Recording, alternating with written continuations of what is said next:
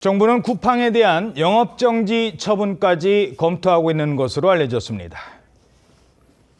쿠팡 사태 본부처 대응 방향을 긴급 보고 안건으로 제안합니다.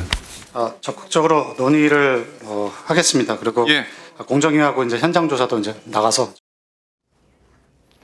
자, 근데 영업정지라 이게 실제로 가능할까요?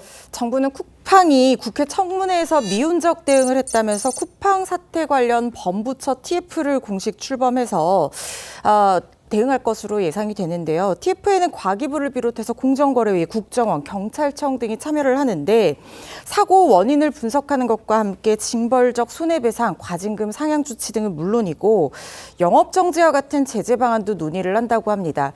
그러니까 정부에서 어떤 수를 써서라도 전방위적으로 쿠팡을 제재할 수 있도록 노력하겠다 이런 뜻을 보이고 있는 것이라는 생각이 드는데 일단 영업정지 처분이라고 하는 것은 지금 문제가 된 개인정보 유출 사건을 관할하는 개인정보 보호의 소관이 아니라 공정거래위원회에서 내리는 조치입니다. 그 사유로는 여러 가지 유형들을 설치를 하고 있는데 공정거래법에 위반해서 불공정 거래 행위를 한다든가 아니면 전자상거래법에 위반한 행위를 한다든가 해서 영업정지 처분을 내리게 되는 것이 이론적으로는 가능할 것 같다는 생각도 듭니다.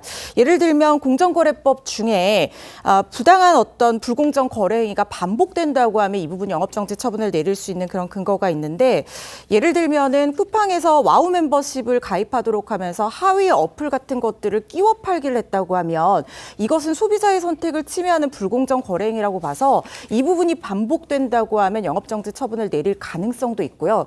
또 더 가능성이 높아 보이는 것은 전자상거래법 위반 부분인데요.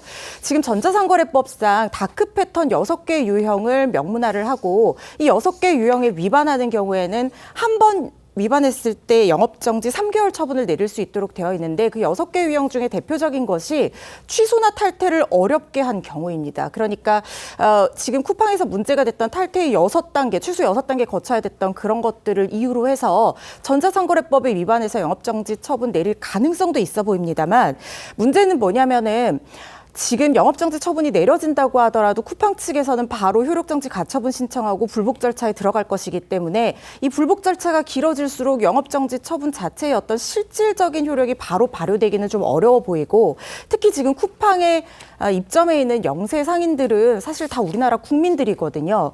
우리나라 국민들이 이 개인정보 유출 피해로 고통을 받고 있는데 영업정지 처분이 내려진다고 하면 거기에 입점해 있는 영세 상인들 역시 또 다른 피해를 보게 되는 우리나라 국민이 또 한 번 피해를 보게 되는 이런 상황까지 이어질 수가 있어서 이 조치에는 좀 신중을 기해야 하는 것이 아닌가 하는 생각도 듭니다. 자, 피해자들은 집단 소송을 추진하고 있는데요. 1인당 한 30만 원은 받아야 되는 것 아니냐. 자, 이렇게 되면 전체 청구 금액이 얼마라고요? 향후에 총 배상 청구액이 최대 700억 원 정도에 이를 수 있다라는 예상이 나오고 있습니다. 피해자 24만 명 정도가 쿠팡에 1인당 10만 원씩 총 240억 원의 손해배상을 청구하는 소송을 어제 서울중앙지법에 제출했습니다.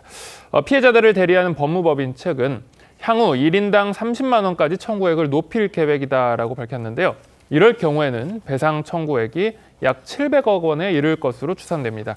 쿠팡의 개인정보 유출 사고 이후 주가가 하락하면서 투자자들도 적잖은 손실을 입은 것으로 알려지는데 이에 미국 현지 로펌들이 연방법원에 쿠팡 주주 집단 소송을 제기하기 위한 소송인단을 모집한 것으로도 알려지기도 했습니다.